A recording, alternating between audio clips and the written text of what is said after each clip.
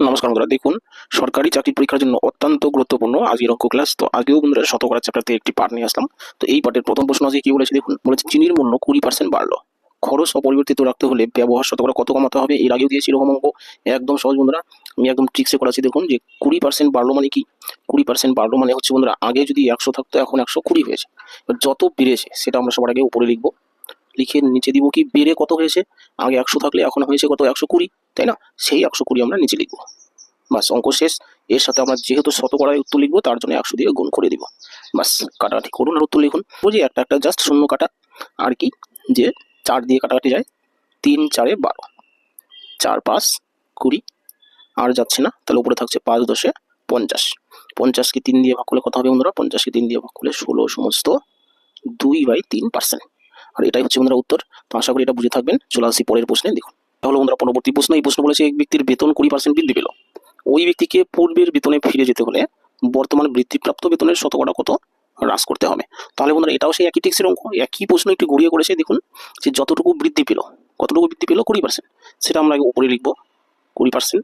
এবার বৃদ্ধি পেলে হবে কত, 120 হবে, তাই না? সে 120 নিচে ইন্টু, এবার কি পূর্বের বেতনে ফিরে যেতে হলে, অর্থাৎ সেই আগে যেমন কি 100 টাকার কিনতে এখন 120 টাকার কিনছে, তাই না? তাহলে সেই 100 টাকার যদি কিনতো, অর্থাৎ শতকরা যদি হতো তাহলে কত কমতো, তাই না? কমলে সেই 20 করতো, কমতো, তাহলে শতকরা কত কমতো, আমরা 100 দিয়ে গুণ করবো।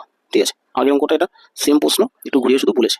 শূন্য শূন্য কাটা, তাহলে উত্তর আমরা ডাইরেক্ট 1 লিখতে পারি। তো কাটাকাটি করছি, দেখুন 2 অক্ষে 2, 6 দুগুণে 12, 3 দুগুণে 6, 50 দুগুণে 100।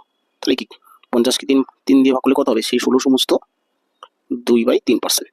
আর এটাই উত্তর, দেখুন অপশন নাম্বার বি হলো, বাস। এরপরে চলে আসি তারপরের প্রশ্নে, 3 নম্বর।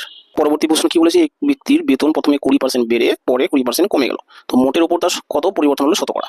একদম ইজি বন্ধুরা, প্রথমে 20% বেড়ে যাওয়া মানে কি, প্রথমে ছিল 100 টাকা, তাই না? 20% বেড়ে কত হবে, 120 টাকা। এবার বলছে আবার 20% কমে যাবে, অর্থাৎ এই যে 120 হলো এর 20% কমবে। তাহলে আমরা লিখছি যে 120 এর 20%, 20 উপরে নিচে কত 100। তাহলে দেখুন এবার শুধু কাটাকাটি করুন, যে দুটো শূন্য আর এই দুটো শূন্য কাটা, তাহলে হলো কত 12 দুগুণে 24। দেখুন প্রথমে 20% বেড়ে 120 হয়েছিল, এখন আবার 24% কমে গেল। ঠিক আছে, তাহলে মোটের উপর কি পরিবর্তন হলো, প্রথমে 20% বেড়েছিল, তাই না? 20 টাকা বেড়েছিল, এখন 24 টাকা কমলো, তাহলে মোটের উপর কত কমলো, 24 - 20 ইকুয়াল টু 4%। ঠিক আছে, কমলো, মনে রাখবেন। তো এটা হচ্ছে আমাদের উত্তর, অপশন নম্বর কত, সি। ঠিক আছে, 4% কমলো। এবার 4% কিন্তু বৃদ্ধি পাবে না, কারণ বেড়েছিল 20, কমেছে 24, অর্থাৎ বেশি কমেছে, তাই না? 4% বেশি কমেছে। তাহলে এটা হচ্ছে আমাদের উত্তর। এই হলো আজকের অঙ্ক ক্লাস। ক্লাসটি ভালো লাগলে অবশ্যই লাইক কমেন্ট শেয়ার করবেন, নতুন চ্যানেলটি সাবস্ক্রাইব করবেন। রাখছি তাহলে, থ্যাংক ইউ।